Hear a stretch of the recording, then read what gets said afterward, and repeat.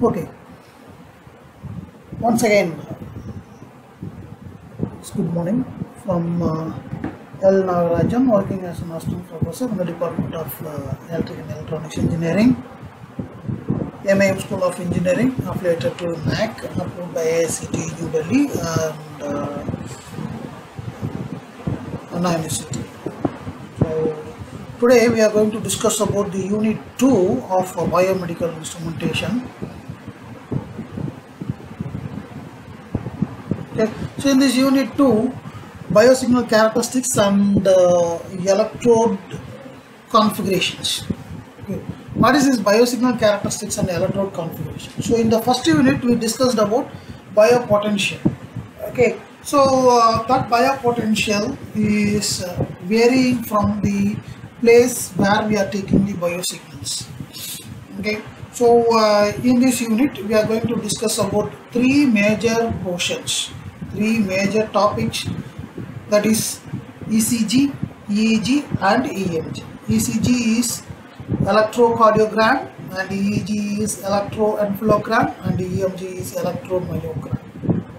So ECG is the electrical signal that is taken from our heart, and the signals, what is the value of the electrical signal in terms of frequency, in terms of amplitude, and how it is, the biopotential is taken from the heart, and what are the methods of signals are taken from the heart, and how it is utilized for the measurement as well as the recording and the printing everything. Similarly, EEG, electroencephalogram. So first ECG is taken on the surface of the skin, and EEG is also taken from the surface of the skin on the scalp, that is of our head. Okay. So the ECG techniques cannot be used in EEG. Okay. So in EEG we will be using 1020 electrode system. Okay, and unipolar and bipolar and average mode. Similarly in EEG also we are having the unipolar, bipolar and chest split systems, everything. And finally EMG. EMG is the electromyogram that is used to measure the muscle activity. Okay. In that also we are having two systems, one is unipolar mode and bipolar mode. So first we are going to discuss about the ECG.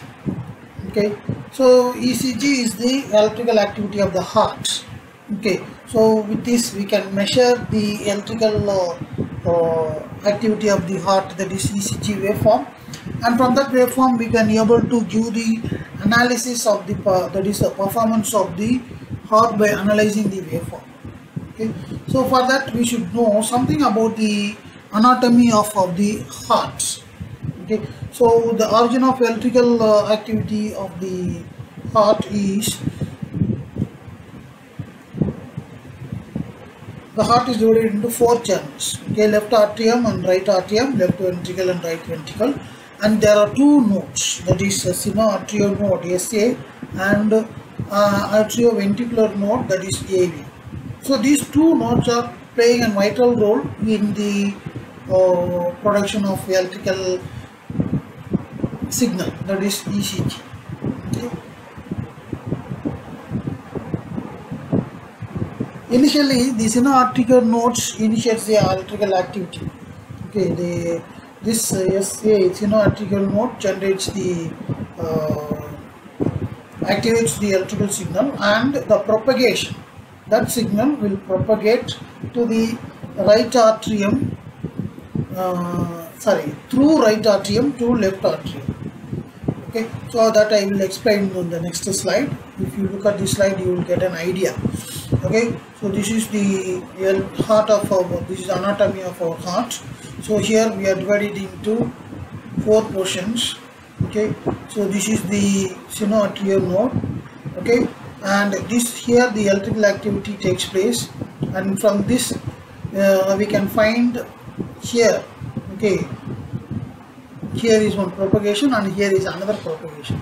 So from this, the arterial muscles, it will transfer the electrical signal to this atrioventricular node, and from here it will contract the whole heart.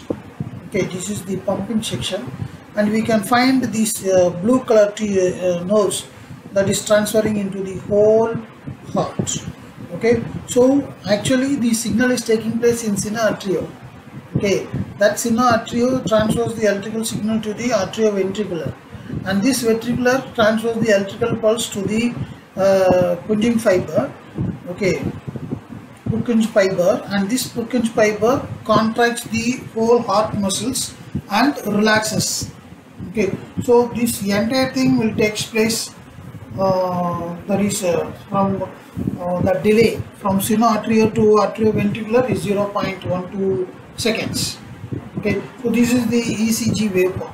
Okay, this is the ECG waveform, and here we can find PQRST. Okay, this is the PQRST waveform. Generally it will be called as an PQRST, and if you look at this interval, this is the time delay, this is the amplitude. As I said, the analysis is done using this time interval and amplitude. Time interval we can say it as frequency. Okay, the frequency and amplitude. Now here we discuss about the frequency and amplitude of PQRST, comparing that is in the graphical representation. Okay, first one is P wave. Okay, so where this P wave is originated, it is originated in the atrial depolarization or contraction. Okay, the amplitude is 0.25 millivolt. This is the 0.25 millivolt, and the duration is from 0.12 to 0.22. Okay, from 0.12 to 0.22.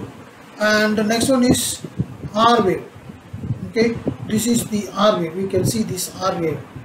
Okay, R wave, or it can also be said as QRS complex. QRS complex. Okay, so this QRS complex, this R wave is the depolarization of atrial and depolarization of ventricles. Okay, so repolarization and depolarization happening in this R wave. Excuse me. The amplitude is only 1.60 millivolts, and the duration is 0.07 to 0.1. Okay, now next one is T wave. Okay, this T wave, it is the ventricular repolarization and relaxation of the myocardium. Okay, ventricular repolarization and relaxation of the myocardium. The amplitude is 0.12 and 0.5. Okay, 0.1 to 0.5 millivolt, and the duration is 0.05 to 0.15. Okay, and finally this ST. This ST is also playing a vital role in the analysis, that is in the analysis of the PQRST waveform, ECG. Okay, and the ST interval, it is the ventricular contraction. Okay, amplitude is almost minimum, and the duration is 0.2 seconds. Okay, and finally the W wave, it is the slow repolarization of the intraventriculars. Okay, the timing is less than 0.1, the voltage is less than 0.1 volt. That is, it is the beginning of the next ECG waveform. Okay, it initiates the next PQRST waveform.